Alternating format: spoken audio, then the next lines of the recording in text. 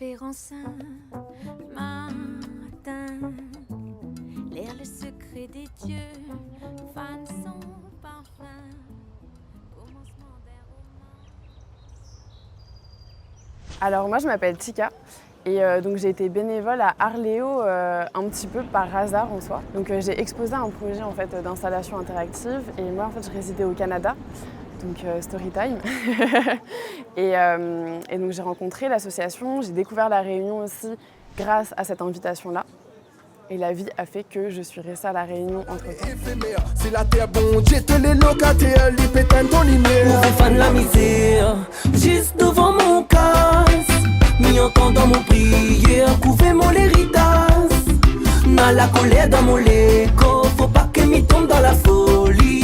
Ou tchaka moi mais ou les faux, mi wa ton vilain magnézodi. En fait, pour moi, c'est important de s'investir dans l'art en tant qu'artiste, mais aussi en tant que bénévole, en fait, donner de son temps, donner de son énergie et participer à l'art, qui est souvent une activité collaborative et communautaire, et encore plus à Arléo, en fait, parce qu'il y a vraiment cet enjeu-là de résidence. Donc les artistes sont restés ici pendant plusieurs semaines, pendant un mois, en fait. Et donc moi, ça me tenait vraiment à cœur de découvrir, en fait, finalement, la culture et l'identité de Helbourg que je ne connaissais pas.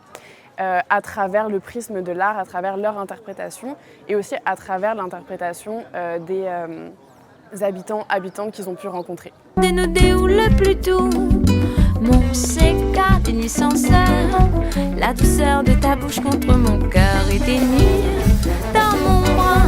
Dénudé ou le plus doux, qu'elle est sourd avec la patience, la vie en bouquet immortel. Et puis ton mon évidence ramène à moi à l'essentiel. Confidence en silence, sans quatre prunelles.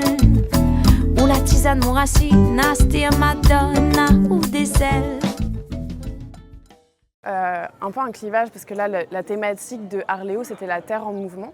Donc il y a beaucoup de thématiques assez tragiques qui ont été quand même abordées, notamment les éboulis et des conséquences que ça peut avoir sur certains habitants et habitantes. Donc pour moi, il y a une forme de résilience très très forte, une solidarité aussi. Ça a été abordé avec beaucoup de poésie, à des moments plus tragiques et des moments beaucoup plus dans l'espoir et la lumière. Et ça s'est vraiment ressenti. Le patrimoine, en un mot, c'est intime, je dirais. Le patrimoine, c'est hyper subjectif. Intime ou subjectif, voilà, ça serait le mot que je choisirais. Le patrimoine dépend tellement des habitants et des habitantes, de l'histoire, du lieu. Et ça peut être donc matériel, immatériel. Ça peut être à la fois ce mur qu'on a à côté de nous, comme ça peut être un cirque, comme ça peut être une tradition. Le fait de déguster les chouchous d'une certaine manière, par exemple. Le fait de prononcer les accents, les patois ou ce genre de choses, comme ça peut être le fait de s'habiller d'une certaine manière, ça peut être des rituels. Et le patrimoine, ça se transmet, mais ça peut être aussi un enjeu politique, économique, social.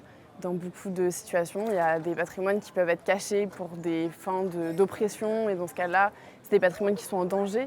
Et c'est important de les préserver et de les transmettre malgré tout.